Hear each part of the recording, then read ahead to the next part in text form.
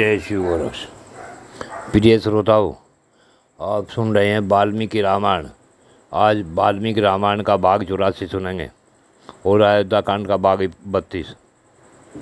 आपने पिछले भाग में सुना कि भरत अपनी सेना को लेकर वापिस अयोध्या आ गए। अब इससे आगे की कथा इस भाग में सुने। उसके बाद उसने अपनी माताओं को अयोध्या में महल में भेज दिया और शोक से दुखी हो गुरुजनों से इस प्रकार कहा कि ये संतों, मैं नंदीग्राम होको जाऊंगा। इसके लिए आप सब लोगों की आज्ञा चाहता हूँ। वहाँ श्री राम के बिना प्राप्त होने वाले ये सारे दुख को सहन करूँगा। महाराज यानी पूज्य पिताजी तो स्वर्ग को सिधार गए और मेरे गुरु समान बड़े भाई श्री रामचंद्र जी वन में विराज रहे हैं।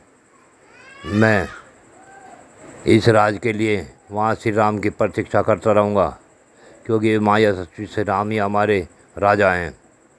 भरत का यह सुवचन सुन सब मंत्री और पुरोहित वशिष्ठ जी बोले कि भरत, मातृ भक्ति से प्रेरित होकर तुमने जो बात कही है बहुत ही प्रशंसनीय है।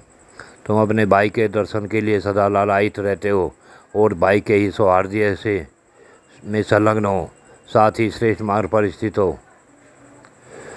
अतः मंत्रियों को अपनी रुचि के अनुसार प्रिय वचन सुनकर भरत ने सारथी से कहा, मेरा रथ जोत कर तैयार किया जाए।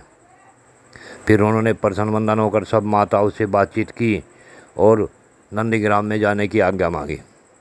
इसके बाद शत्रुघ्न के सहित श्रीमान भरत रथ पर सवार हो गए और शत्रुघ्न और भरत दोनों भाई मंत्री और पुरोहितों के से घिरकर शीघ्रतापूर्वक वहाँ से प्रस्थित हुए।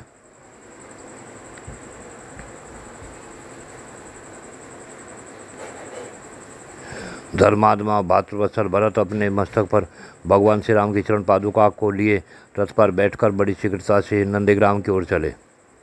नंदीग्राम में पहुंचकर भरत ने तुरंत ही गुरुजनों से इस प्रकार कहा, मेरे भाई ने जो है उत्तम राज मुझे धरोहर के रूप में दिया है। उनके स्वर्ण विभूषित चरण पादुका ही सबके योगक्षेम का निर्वाह करने वाली हैं। अतः भरत ने मस्तक झुकाकर उन चरण पादुकाओं के प्रति उन धरोहर रूप राज्य को समर्पित करके दुख से संतप्त हो समस्त प्रकृति मंडल यानी मंत्री, सेनापति और प्रजा आदि से कहा, आप सब लोग इन चरण पादुकाओं के ऊपर छत्र धारण करें। मैं न आर्य रामचंद्र जी के साक्षात चरण मानता हूँ। मेरे गुरु की इन चरण पादुकाओं से ही इस राज्य में धर्म की स्थापना होगी।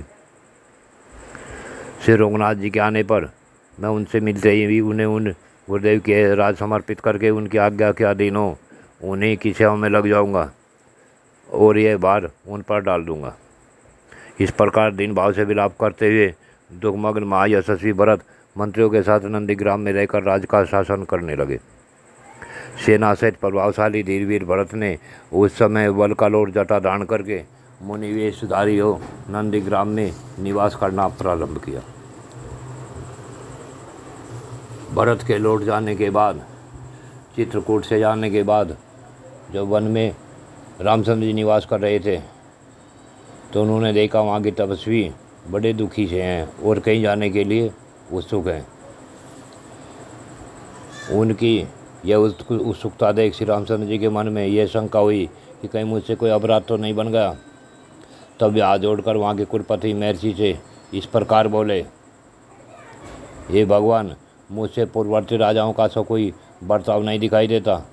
मुझ में कोई कर्तभाव तो दृष्टिगोचर नहीं होता जिससे मुनि विकार को प्राप्त हो रहे हैं। क्या मेरे छोटे भाई लक्ष्मण का परमादवश किया हुआ कोई ऐसा आचरण ऋषियों ने देखा है जो उनके योग नहीं है? क्या सीता के द्वारा कोई ऋषियों की समुचित सेवा नहीं हो पाई है? इस प्रकार राम के पूछने पर तपस्या में विरोध हुए। संत जी बोले कि जो हमेशा कल्याण में रत रहती है वह विद्यानंदिनी सीता विशेषतः तपस्वी जनों के प्रति बर्ताव करते समय अपने कल्याण में स्वभाव से विचलित हो जाए, ये कैसे संभव है? हे तात, यहाँ वानप्रस्थ में रावण का छोटा भाई खर नामक राक्षस है जिसने जनस्थान में रहने वाले समस्त तामसों को उखाड़ फेंका है। वह बड़ा ही धीट है, नालायक है, वह आपको भी सहन नहीं कर पाता है। जब से आप इस आश्रम में रह रहे हैं तब से उस राक्षस ने तपस्वियों को विशेष रूप से सताने की कोई कमी नहीं छोड़ी। श्री राम वे दुष्ट राक्षस तपस्वियों की शारीरिक हिंसा का प्रदर्शन करें इससे पहले ही हम इस आश्रम से अलग चले जाए। श्री राम खराब के प्रति भी कोई अनुचित बर्ताव करे इससे पहले ही यदि आप विचार हो तो हमारे साथ यहाँ से चल दीजिए। अतः हम लोग भी अन्यत्र चले जाएं, ऐसा सोचकर रघुनाथ जी ने सीता और लक्ष्मण के साथ वहाँ से प्रस्थान किया। वहाँ से वे अत्रि ऋषि के आश्रम में पहुंचकर माया श्री राम ने ऋषि जी को प्रणाम किया और भगवान अत्रि ने उन्हें अपने पुत्र की भांति स्नेहपूर्वक अपनाया।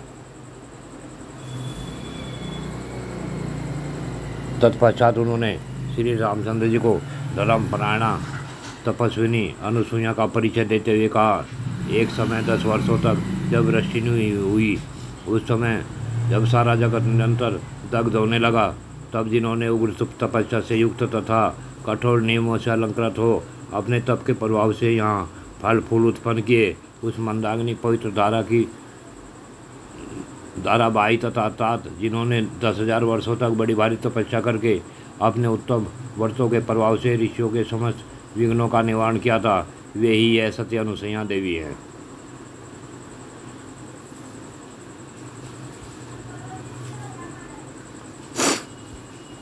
ये संपूर्ण प्राणियों के लिए वंदनीय तपस्विनी है। क्रोध तो इन्हें कभी छू भी नहीं सका है। विदयानंद सीता वृद्धा अनुसुईया देवी के पास जाए। तब राम बोले कि महर्षि अत्रि के वचन तो तुमने सुन ही लिए, अब अपने कल्याण के लिए तुम शीघ्र ही इन तपस्विनी देवी के पास जाओ जो अपने सत्कर्मों से संसार में अनुसुईया के नाम से विख्यात हुई है। वे तपस्विनी देवी तुम्हारे आश्रय लेने योग्य है, तुम शीघ्र उनके पास जाओ। रामचंद्र जी की यह बात सुनकर यशस्विनी मिथिलेश कुमारी सीता धर्म को जानने वाली अत्रि पत्नी अनुसुईया के पास गई।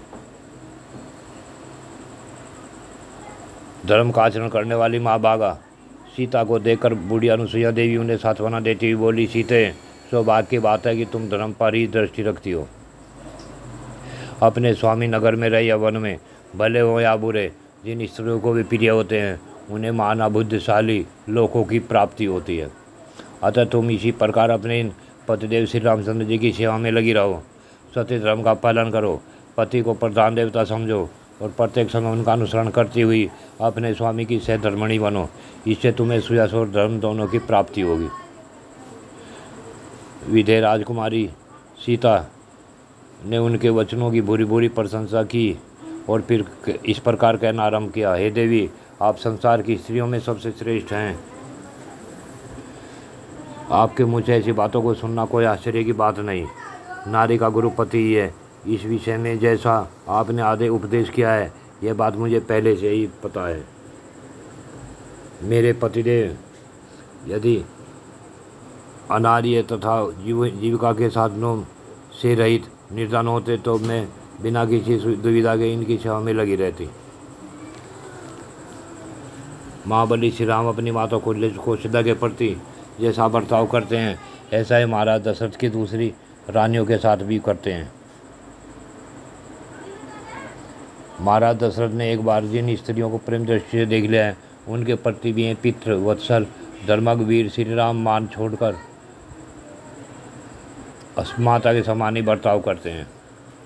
जब मैं पति के साथ निर्जन वन में जाने लगी, उस समय मेरी सास कौशल्या ने मुझे जो कर्तव्य का उपदेश दिया था, वह मेरे हृदय में जो का तो स्थिर भाव से अंकित है। पहले मेरे विवाह काल में अग्नि के समीप माता ने मुझे जो शिक्षा दी थी, वह भी मुझे अच्छी तरह याद है।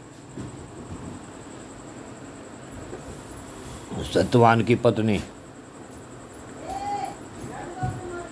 सावित्री पति की सेवा करके ही स्वर्गलोक में पूजित हो रही है। उन्हीं के समान बर्ताव करने वाली आप अनुसुईया देवी ने भी पति की सेवा के ही प्रभाव से स्वर्गलोक में स्थान प्राप्त कर लिया है। तदंतर सीता के कहे हुए वचन सुनकर अनुसुईया को बड़ा हर्ष हुआ।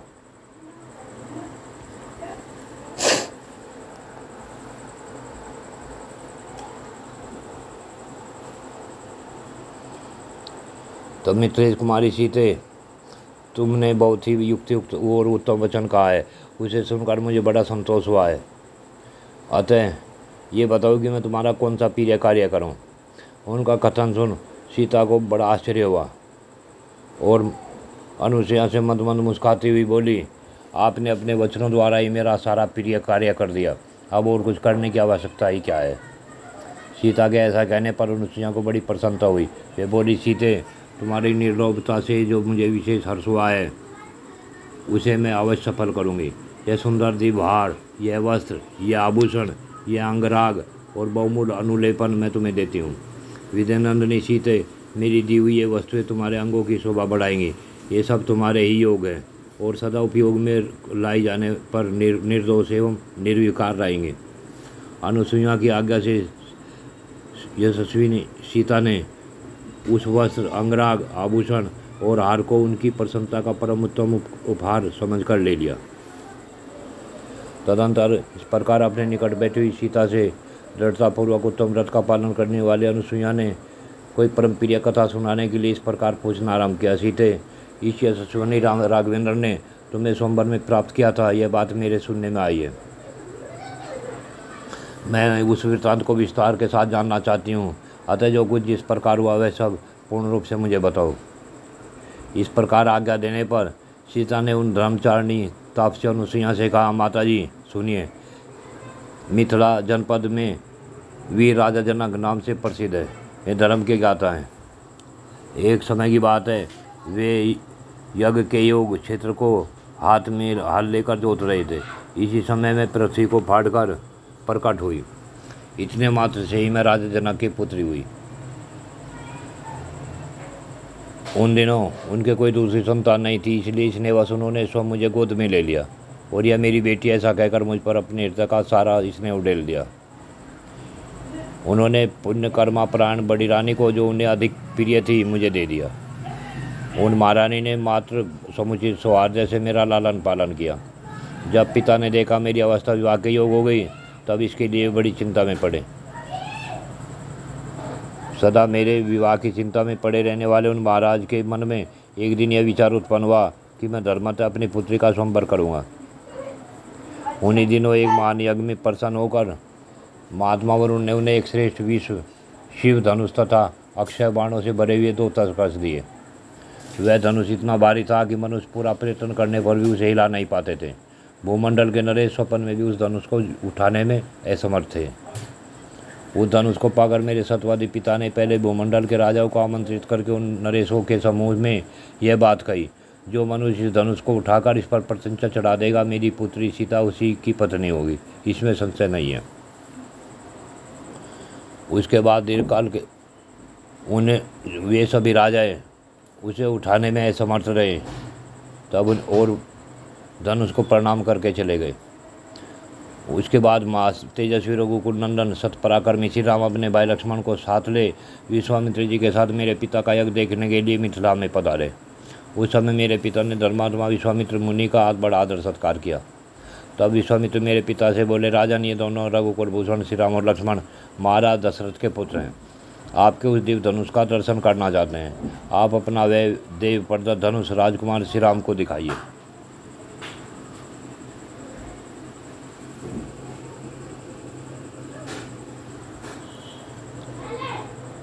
विप्रवर विश्वामित्र के ऐसा कहने पर पिताजी ने उस दिव्य धनुष को मंगवाया और राजकुमार श्री राम को उसे दिखाया।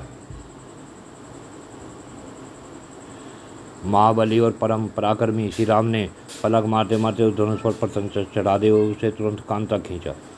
उनके वेग पूर्वक खींचते समय वह धनुष बीच से ही टूट गया और उसके 2 टुकड़े हो गए। उसके टूटते समय उसे ऐसा भयंकर शब्द हुआ मानो वहाँ ब्रज टूट पड़ा हो।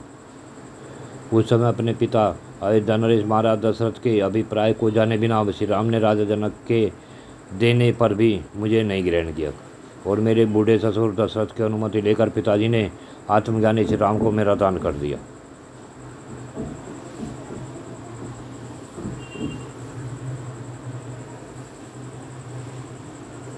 जय शिव गोरक्ष। प्रिय श्रोताओं, आज की कथा यहीं पूर्ण होती है। आगे की कथा अगले भाग में सुनेंगे।